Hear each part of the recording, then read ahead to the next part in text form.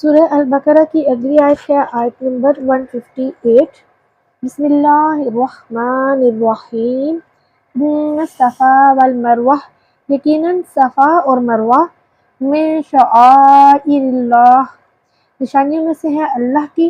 فمن حج البیت، تو جو کوئی حج کرے بیت اللہ کا، او اعتمر، یا عمرہ کرے، فلا جناح علیہ، تو نہیں کوئی حرج اس پر، ان یطوف بہما، یہ کہ وہ خوب طواف کرے ان دونوں کا، وما تطوع خیرا، اور جو کوئی خوشی سے کرے کوئی نیکی، فإن اللہ، تو یقیناً اللہ، شاکر علیم، قدردان ہے، سب کچھ جاننے والا ہے۔ اس آیت کا بامحاورہ ترجمہ ہے کہ یقیناً صفا اور مروہ اللہ تعالیٰ کی نشانیوں میں سے ہیں، تو جو کوئی بیت اللہ کا حج یا عمرہ کرے اس پر کوئی حرج نہیں کہ ان دونوں کا خوب طواف کرے، اور جو کوئی خوشی سے کوئی نیکی کرے تو یقیناً اللہ تعالیٰ قدردان ہے، سب کچھ جاننے والا ہے۔ اب دیکھیں کہ یہ جو آیت کریمہ ہے اس کا پچھلی آیتوں کے ساتھ چند طرح کا تعلق ہے۔ اس آیت میں صفا مروہ کو اللہ تعالیٰ کی نشانیاں فرمایا گیا ہے اور حج اور عمرے کا ذکر کیا گیا ہے۔ پچھلی آیتوں کے ساتھ اس کا جو تعلق ہے وہ کیا ہے کہ پچھلی آیت میں صبر کے فضائل بیان ہوئے تھے، اب صفا اور مروہ یہ جو دو پہاڑ ہیں ان کا ذکر کیا جا رہا ہے، جہاں پر حضرت ہاجرہ رضی اللہ تعالی عنہا نے ہر قسم کی مصیبتوں پر صبر کیا تھا۔ بتایا یہ گیا کہ دیکھو صابروں پر ایسی رحمت ہوتی ہے کہ حضرت ہاجرہ رضی اللہ تعالی عنہا کے امتحان گاہ کو قیامت تک کے لیے عزت دے دی گئی۔ اب دیکھیں جب امتحان گاہ کو قیامت تک کے لیے اتنی زیادہ عزت دے دی گئی تو جس نے امتحان دیا، یعنی حضرت ہاجرہ رضی اللہ تعالی عنہا جنہوں نے امتحان دیا، تو پھر ان کا کیا رتبہ ہوگا، سبحان اللہ۔ شروع مضمون جو ہے اس میں کعبہ کے متعلق ہونے پر، کعبہ کے قبلہ ہونے پر کفار کے اعتراضات کو دفع کیا گیا۔ اب صفا اور مروہ کے متعلق خود مسلمانوں کی شبہات دور کیے جا رہے ہیں۔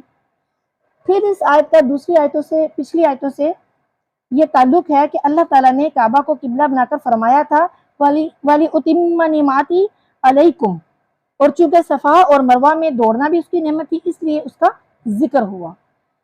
پھر یہ ہے کہ اللہ تعالیٰ کے احکام تین قسم کے ہیں، بعض وہ جو عقلاً اور شرعاً ہر طرح اچھے ہوں، اس کا اس آیت میں حکم دیا گیا کہ فَاذْكُرُونِي أَذْكُرْكُمْ، اور دوسرے وہ جو بظاہر برے معلوم ہوتے ہوں مگر شرعاً اچھے ہوں، جیسے کہ مصیبتیں اور تکالیف، جیسے کہ پچھلی آیت میں ذکر کیا گیا کہ ہم تمہارا ڈر بھوک سے امتحان لیں گے، تمہاری آزمائش کریں گے تم پر بھوک بھیج کر، اور تیسرے وہ جو بظاہر بے فائدہ معلوم ہوں اور شرعاً فائدہ مند ہوں، جیسے کہ پہاڑوں کے درمیان میں دوڑنا وغیرہ، جس کا کہ اب اس آیت میں ذکر ہو رہا ہے۔ اب اس آیت کا جو شان نزول ہے وہ آپ کے ساتھ شیئر کروں گی کہ اس آیت کا شان نزول کیا ہے۔ پچھلے زمانے میں ایک، یعنی کہ نبی کریم صلی اللہ علیہ وآلہ وسلم کے زمانے سے پہلے زمانے میں ایک شخص تھا، اس کا اصاف، اور ایک عورت تھی نائلہ، یعنی ایک شخص تھا جس کا نام اصاف تھا اور ایک عورت تھی جس کا نام نائلہ تھا۔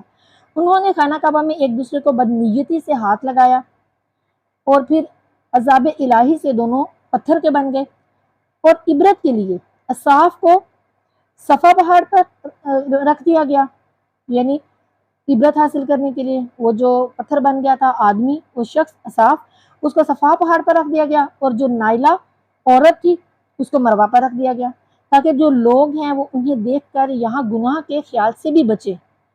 کچھ عرصہ گزرا تو اس کے بعد جب جہالت کا زور ہوا تو لوگوں نے ان دونوں کی پرستش شروع کر دی، یعنی ان دونوں کی عبادت کرنا، ان کی پوجا کرنی شروع کر دی، کہ جب صفا اور مروہ کے درمیان دوڑتے تو تعظیم کے ارادے سے انہیں بھی چھو لیتے۔ مسلمانوں کو صفا مروہ کے درمیان دوڑنا پسند ہوا کیونکہ اس میں بت پرستوں اور بت پرستی سے مشابہت تھی، کیونکہ مسلمانوں کو یہ بات بالکل پسند نہیں تھی کہ یہاں پہ کوئی ایسی حرکت ہو سکے، تو اس لیے مسلمانوں کو صفا مروہ کے درمیان میں دوڑنا جو ہے وہ پسند نہ ہوا، تو وہ سمجھ رہے تھے کہ یہاں یہ جو بت ہیں یہ پڑے ہوئے ہیں تو لوگ ان کو تعظیماً ہاتھ لگاتے ہیں، تو یہاں پہ بت پرستوں کے ساتھ مشابہت ہوتی ہے۔ تو تب یہ آیت کریمہ جو ہے وہ نازل کی گئی، جس میں مسلمانوں کی تسلی فرمائی گئی کہ تمہارا یہ کام رضائے الہی کے لیے ہے، تم اس میں حرج نہ سمجھو۔ بعض مفسرین نے فرمایا ہے کہ یہود و نصارہ نے مسلمانوں پر اعتراض کیا تھا کہ تم تو توحید کا دعویٰ کر کے بت پرستی کر رہے ہو، تو ان کے جواب میں یہ آیت کریمہ جو ہے وہ نازل ہوئی۔ اور یہ بھی ہو سکتا ہے کہ اہل کتاب نے بھی اعتراض کیا ہو اور مسلمانوں کے دل میں بھی خلجان ہو، اور اس بات پر پھر یہ آیت کریمہ جو ہے وہ نازل کی گئی۔ اب دیکھیں آیت کا جو پہلا حصہ ہے ان الصفا والمروہ من شعائر اللہ، تو صفا جو ہے وہ صفات کی جمع ہے جس کے معنی ہے صاف اور مضبوط پتھر، اور مروہ جو ہے وہ چھوٹے سفید کنکروں کو کہتے ہیں۔ اب یہ ان دو پہاڑوں کے نام ہیں جو خانہ کعبہ کے مقابل شرقی جانب ہیں۔ صفا تو جنوبی جانب اور ابو قبیس کی پہاڑ کی جڑ میں واقع ہے، اور مروہ جو ہے وہ شمالی جانب کوہ کہکان کے آگے ناک کی طرح ہے۔ ان میں تخمیناً 770 گز کا فاصلہ ہے، اور حجر اسود سے صفا کا فاصلہ 262 یعنی 262 گز اور 118 انگل ہے۔ روح البیان نعمانی نے کہا کہ صفا کو اس لیے صفا کہتے ہیں کہ وہاں صفی اللہ حضرت آدم علیہ السلام نے قیام فرمایا تھا، یعنی صفی کا جائے مقام، اور مروہ پر امرات یعنی حضرت حوا نے قیام فرمایا، تو گویا مروہ دراصل میرات تھا، یعنی ایک بی بی کا جائے مقام۔ شعائر جو ہے یہ شعیرہ یا شعارہ کی جمع ہے۔ اب یہاں پر شعائر سے ہر وہ چیز مراد ہے جن کی تعظیم اللہ کی عبادت کی نشانی ہو، یا وہ نشان جن کے قیام کا رب نے حکم دیا ہو، لہٰذا وہ جگہ اور وہ وقت اور وہ علامات جو دین کی نشانیاں ہیں وہ سب شعائر اللہ ہیں۔ کعبہ، عرفات، مزدلفہ، صفا، مروہ، منی، مسجدیں اور بزرگان دین کے مقابر وغیرہ، ایسے ہی رمضان المبارک، عیدین، جمعہ وغیرہ، ایسے ہی اذان، تکبیر، جماعت، نماز، ختنہ، داڑھی وغیرہ، یہ سب کیا ہیں؟ یہ دین کی نشانیاں ہیں، دین کی پہچانیں ہیں۔ اب یہاں پر یہ سمجھیں کہ اللہ تعالیٰ نے یہاں پر شعائر جمع کثرت ارشاد فرمایا، جس سے معلوم ہوا کہ شعائر اللہ تو بہت ہیں، ان میں سے ایک صفا اور مروہ بھی ہیں۔ لہٰذا یہ نہیں کہا جا سکتا کہ قرآن نے صرف صفا مروہ پہاڑ اور خدا کے جانور کا شاعر اللہ ہونا ثابت ہے، اور چیزیں شاعر اللہ کہاں سے ہوئیں؟ کیونکہ شعائر جمع کثرت ہے جو 10 سے زیادہ پر بولی جاتی ہے۔ قرآن پاک نے بتایا ہے کہ اسلام میں بہت سی چیزیں ہیں جو شاعر اللہ ہیں، یعنی کہ اللہ کی نشانیاں ہیں، اللہ کے شاعر ہیں۔ صفا مروہ کی طرح جس کو مقبول بندوں سے نسبت ہو وہ اللہ کی نشانیاں ہیں۔ جیسے کہ دیکھیں سرکاری جو ملازم ہوتے ہیں ان کے لیے ڈنڈا وغیرہ، پیٹی، سرکاری عمارتوں پر جھنڈے وغیرہ، یہ سب کیا ہیں؟ نشانیاں ہوتی ہیں کہ یہ سرکاری عمارتیں ہیں، ان پہ جھنڈے لگے ہوئے ہیں، تو پتہ چل جاتا ہے یہ سرکاری عمارتیں ہیں۔ اسی لیے سورہ حج میں قربانی کے جو جانور ہیں ان کو بھی شاعر اللہ فرمایا گیا ہے۔ اب یہاں پر دیکھیے کہ یہ جو دو پہاڑ ہیں، ان دو پہاڑوں کو دو وجہ سے اللہ کے شاعر کہا جاتا ہے۔ ایک یہ کہ اللہ نے ان کو گزشتہ صابرین کی یادگار اور نشانی بنایا کہ انہیں دیکھ کر حضرت ہاجرہ رضی اللہ تعالیٰ عنہ جو ہیں وہ یاد آ جائیں۔ دوسرے یہ کہ اللہ والوں کی نشانی ہے کہ یہاں حاضری دینا مسلمانوں کی پہچان، یعنی صفا اور مروہ اللہ کی قائم کردہ نشانیاں یا اللہ کے دین اور اطاعت کے نشان ہیں۔ لہٰذا اللہ تعالیٰ فرما رہا ہے کہ اے مسلمانوں، فمن حج البیت او اعتمر۔ اب یہاں پر دیکھیں حج کے لفظی معنی ارادہ کرنا یا کسی کے پاس آنا جانا ہے۔ شریعت میں خاص ارکان کا نام حج ہے، کیونکہ اس میں بیت اللہ کا ارادہ بھی ہے اور وہاں بار بار حاضری بھی ہے، اور اس کے گرد بار بار چکر لگانا بھی ہے۔ بعض لوگوں نے کہا کہ حج کے معنی ہے مونڈنا، چونکہ اس میں سر بھی مڈایا جاتا ہے، یا حاجی کے جو گناہ ہیں ایسے گر جاتے ہیں جیسے حجامت کرنے سے جو سر کے بال ہیں وہ جھڑ جاتے ہیں، گر جاتے ہیں، اس لیے اسے حج کہا جاتا ہے۔ اب آگے ہے اوی امارا، یہ عمرہ سے بنا ہے جس کے معنی ہے آباد کرنا۔ زمانہ زندگی کو بھی اسی لیے عمر کہتے ہیں کہ اس مدت میں بدن جو ہے وہ روح سے آباد رہتا ہے، کہ اس سے محبت آباد اور قائم رہتی ہے۔ شریعت میں عمرہ بھی ایک خاص کاموں کا نام ہے۔ اب حج اور عمرہ ان دونوں میں فرق کیا ہے؟ ان دونوں میں فرق یہ ہے کہ حج صرف بقرہ عید کے مہینہ میں ہوتا ہے اور عمرہ جو ہے وہ ہمیشہ کیا جا سکتا ہے، اور حج میں عرفات میں ٹھہرنا بھی پڑتا ہے، عمرے میں نہیں ٹھہرنا پڑتا، بلکہ صرف احرام باندھ کر طواف کعبہ کرنے اور صفا مروہ کے درمیان دوڑنے کا نام عمرہ ہے۔ اس کو عمرہ کہتے ہی اس لیے ہے کہ اس کا کرنے والا ملاقات کرنے والے دوست کی طرح جب چاہے تب مل کر فوراً واپس لوٹ آئے، یعنی جو کوئی بیت اللہ کا حج کرے یا عمرہ۔ آیت کی اگلا حصہ ہے فَلَا جُنَاحَ عَلَيْهِ أَن يَطَّوَّفَ بِهِمَا۔ اب یہاں پر دیکھیں جناح اور جناح کے لفظی معنی ہے مائل ہونا اور جھکنا۔ پرندے وغیرہ کے بازو کو بھی اسی لیے جناح کہتے ہیں کہ وہ اس کے ذریعے مڑتا اور مائل ہوتا ہے۔ رات کی تاریکی کو بھی اسی لیے جناح کہتے ہیں کہ اس میں انسان سیدھا چل نہیں سکتا، ادھر ادھر مائل ہوتا جاتا ہے۔ گناہ کو بھی جناح کہتے ہیں اس لیے کہ وہ انسان کو خوبی سے برائی کی طرف مائل کر دیتا ہے۔ یہاں پر آخری معنی ہی مراد ہے، یعنی گناہ۔ یہ آگے دیکھیں یطوفا توفن سے بنا ہے جس کے معنی ہے ارد گرد گھومنا۔ یہاں اس سے صفا اور مروہ کے درمیان دوڑنا مراد ہے، یعنی حج اور عمرہ میں صفا اور مروہ کے درمیان دوڑنا گناہ نہیں، چونکہ لوگوں نے اسے گناہ سمجھا تھا اس لیے اس کی یہاں پر نفی کر دی گئی ہے کہ گناہ نہیں ہے، ورنہ یہ صحیح ہمارے ہاں واجب اور جو شافی مسلک کے ہیں ان کے نزدیک فرض ہے۔ اب یہاں یہ بات بھی سمجھ لیجئے کہ چونکہ صفا مروہ کے درمیان دوڑنا صرف حج اور عمرے میں واجب ہے، نہ کہ ہر وقت، اس لیے اسے حج اور عمرے کے ساتھ ہی بیان کیا جا رہا ہے۔ لیکن اس کے ساتھ یہ بات بھی یاد رکھیے کہ جو صفا مروہ کے درمیان دوڑنا ہے وہ حج اور عمرے میں واجب ہے، یعنی کہ جب ہم حج ادا کریں گے یا عمرہ ادا کریں گے تو ہی ہم دوڑیں گے، تو ہی ہماری ادائیگی ہوگی، مگر جو طواف کعبہ ہے وہ ثواب کا کام ہے۔ اب جو حج ہے وہ صاحب استطاعت پر اپنی پوری زندگی میں ایک بار ادا کرنا حج کا فرض ہے، اور ایک عمرہ بھی، یہ بھی ضروری ہے ایک بار۔ اچھا اب آگے فرمایا جا رہا ہے وَمَا تَطَوَّعَ خَيْرًا۔ اب دیکھیں توعن سے بنا ہے تطوع، جس کے معنی ہے خوشی اور رضامندی، اس کا مقابل ہے کرہن یعنی مجبوری۔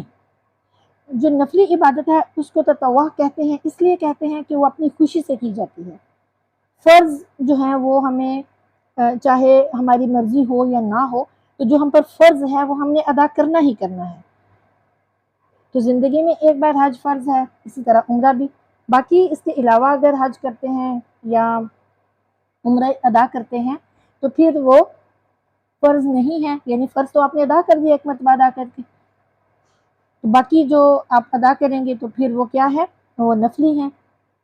یعنی کہ یہاں فرمایا جا رہا ہے کہ جو شخص فرض اور واجب کے سوا نفلی حج یا عمرہ یا کوئی بھی بھلائی کرے تو پھر فَإِنَّ اللَّهَ شَاكِرٌ عَلِيمٌ، کہ رب پھر اسے غافل نہیں ہے، اور پھر رب جو ہے وہ نہ قدری بھی نہیں فرماتا، کہ وہ سب کچھ جانتا ہے اور اس کی جزا جو ہے وہ ضرور دے گا۔ خلاصہ کلام یہ ہے کہ اللہ تعالیٰ فرما رہا ہے کہ مسلمانوں تم صفا اور مروہ کے درمیان دوڑنے سے اس لیے نہ ڈرو کہ اس میں مشرکین کی مشابہت یا بت پرستی کا شائبہ ہے۔ ان کفار نے تو بعد میں وہاں بت پرستی شروع کر دی، لیکن یہ پہاڑ جو ہے یہ تو اول سے ہی اللہ کی نشانیوں میں سے ہے، جس سے تمہارے بزرگوں کی قربانی کی یادگاریں قائم ہیں، اور یہاں بہت سے دینی کام ہوتے ہیں، ان کی عزت اور عظمت ذاتی ہے۔ عارضی بتوں کی گندگی سے ان کا جوہر ذاتی کہاں جائے گا؟ خاص خانہ کعبہ میں بت رہے اور بیت اللہ بت خانہ بنا رہا، تو کیا اس گندگی سے اس کی عزت جو ہے وہ کم ہو گئی، یا اس کا طواف اور اس کی طرف نماز اور بت پرستی کے مشابہ ہو گیا؟ نہیں، ایسا نہیں ہے، بالکل بھی ایسے نہیں ہے۔ یہاں یہ بھی سمجھ لو کہ اللہ تعالیٰ فرما رہا ہے کہ ہم تمہیں آگاہ کرتے ہیں کہ جو بھی بیت اللہ کا حج یا عمرہ کرے، ان دونوں پہاڑوں کے درمیان دوڑنے میں اس پر کوئی بھی گناہ نہیں، کیونکہ وہ رضائے الہی کے لیے یہ سب کچھ کر رہا ہے، نہ کہ بتوں کی پوجا کی نیت سے کر رہا ہے۔ اور اللہ کا یہ دستور ہے کہ جو کوئی خیر کی نیت سے، اچھی نیت سے کوئی بھی اچھا کام کرے تو پھر اللہ تعالیٰ اسے اچھے والا جو بدلہ ہے وہ عطا فرماتا ہے۔ تو اللہ تعالیٰ فرما رہا ہے ایسے ہی تمہاری یہ صحیح جو ہے یہ بے فائدہ نہیں جائے گی، بلکہ اس کا تمہیں اجر دیا جائے گا۔ اب دیکھیں کہ اس آیت سے ہمیں چند طرح کے فائدے حاصل ہوتے ہیں کہ پہلا فائدہ تو یہ ہے کہ صفا مروہ کے درمیان دوڑنا حج اور عمرے میں واجب ہے۔ حضور نبی کریم صلی اللہ علیہ وآلہ وسلم نے ہمیشہ اس پر عمل کیا، اس کے چھوڑنے سے قربانی واجب ہوتی ہے۔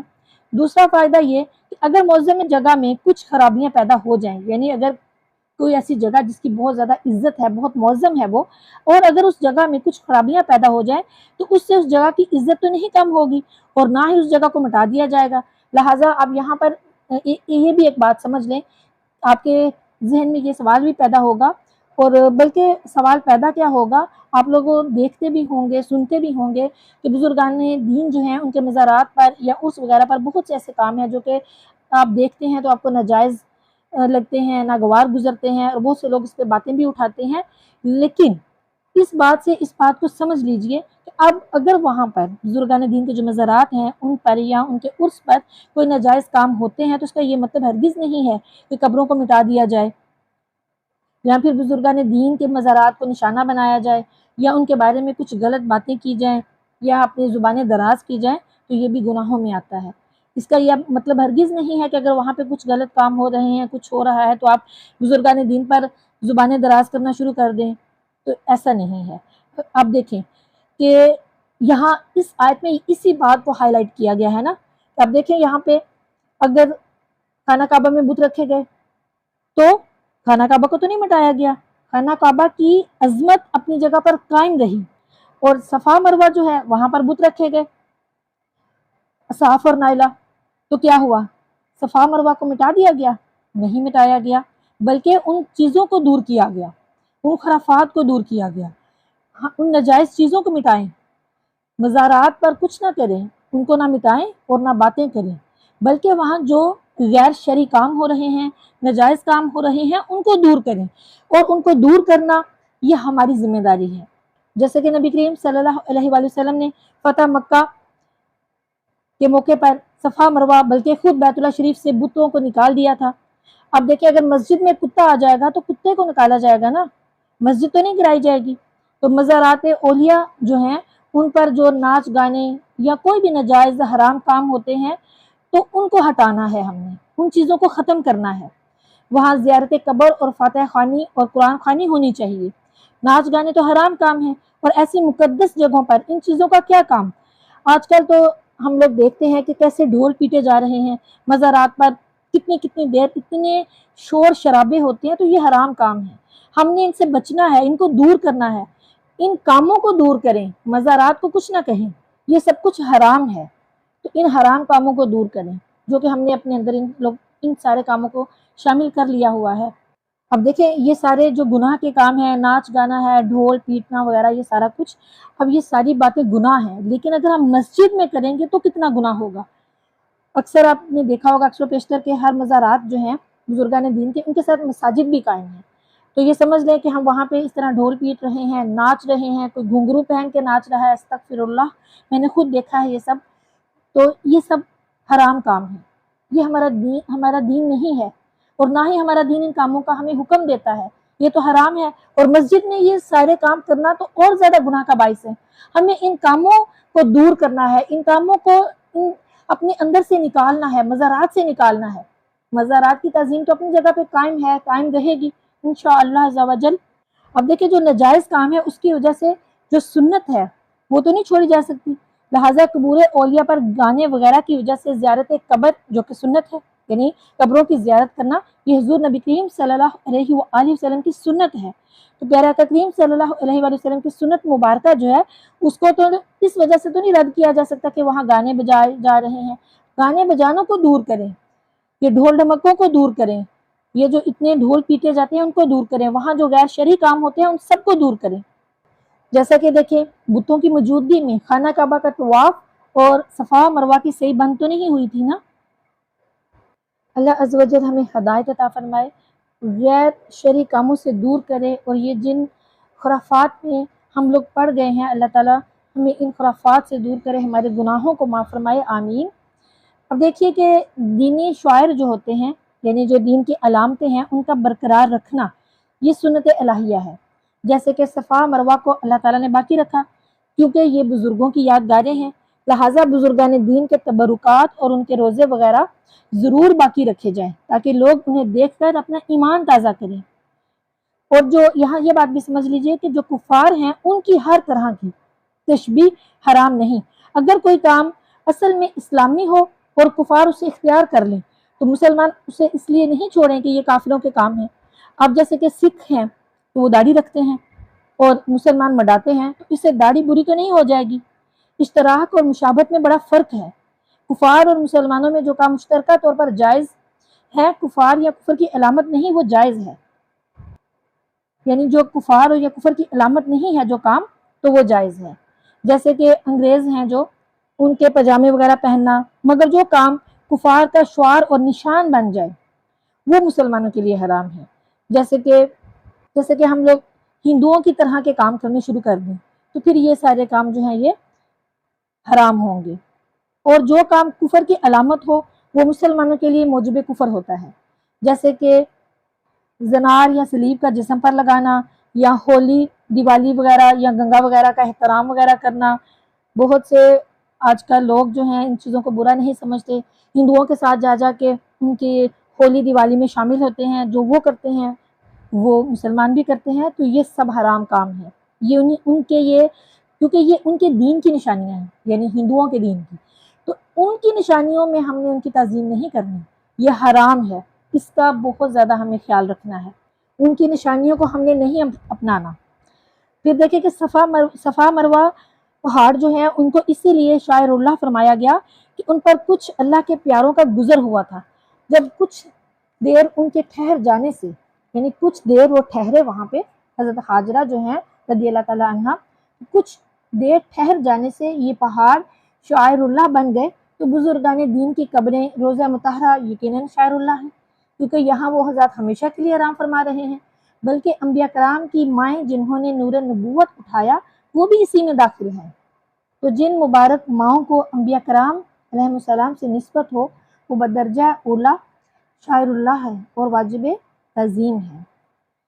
پھر یہ دیکھیں کہ جب بے جان پتھر اللہ والوں کی قدم بوسی کی برکت سے، بے جان پتھر اللہ والوں کی قدم بوسی کی برکت سے شاعر اللہ بن گئے، تو حضرت سیدہ آمینہ خاتون رضی اللہ تعالیٰ عنہ اور بی بی حلیمہ رضی اللہ تعالیٰ عنہ کی گودیں، حضرت سیدنا ابوبکر صدیق رضی اللہ تعالیٰ عنہ کا زانو، حضرت سیدتنا عائشہ صدیقہ رضی اللہ تعالیٰ عنہ کا پہلو، جو حضور نبی کریم نور مجسم رحمت عالم صلی اللہ علیہ وآلہ وسلم کا آرام گاہ اور خوابگاہ بنا، وہ یقیناً شاعر اللہ ہے، بلکہ یعنی کہ شاعر اللہ ہی نہیں بلکہ شاعر در ہوگا۔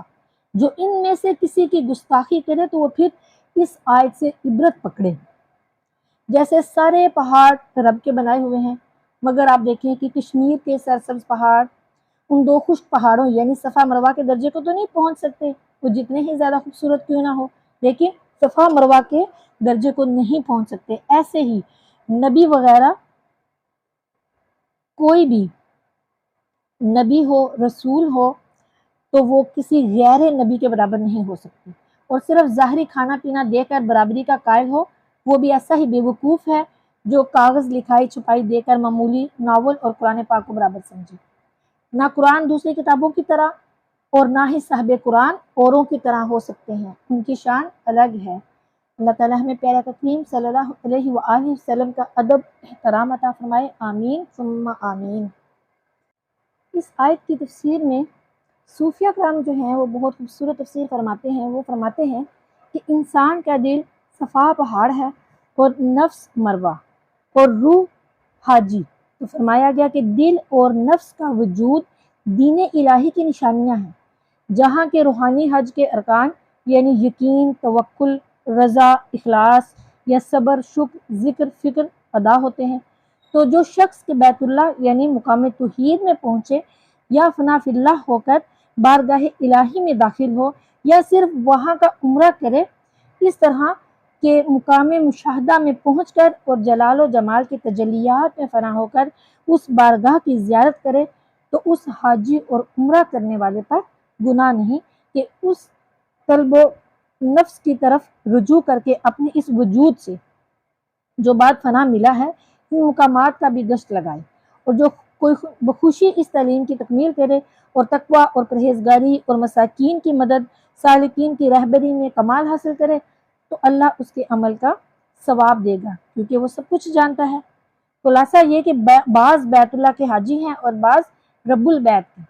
رب البیت کے حاجی کے لیے دنیا پر نظر رکھنا گناہ نہیں۔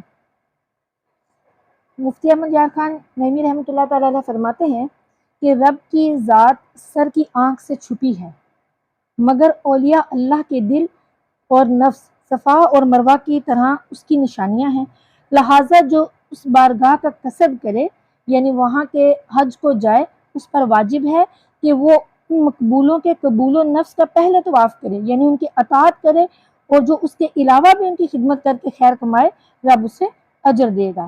جیسے بغیر صفا اور مروہ میں دوڑے کعبے کا حج نہیں ہو سکتا، ایسے ہی اولیاء اللہ کے بغیر ان کی گلیوں میں چکر لگانے سے رب کعبہ کا جو حج ہے وہ ناممکن ہے۔ ان حضرات کا نکالا ہوا رب تک نہیں پہنچ سکتا، یعنی اولیاء اللہ کی جو بارگاہ ہے وہاں سے جو نکالا ہوتا ہے وہ اللہ تک بھی نہیں پہنچ سکتا۔ اللہ سے دعا ہے کہ وہ ہمیں ایمان اور ہدایت پر استقامت عطا فرمائے اور ہمیں اپنے بزرگوں کی اطاعت کرنے کی توفیق عطا فرمائے، اولیاء اللہ کی اطاعت کرنے کی توفیق عطا فرمائے۔ آمین ثم آمین۔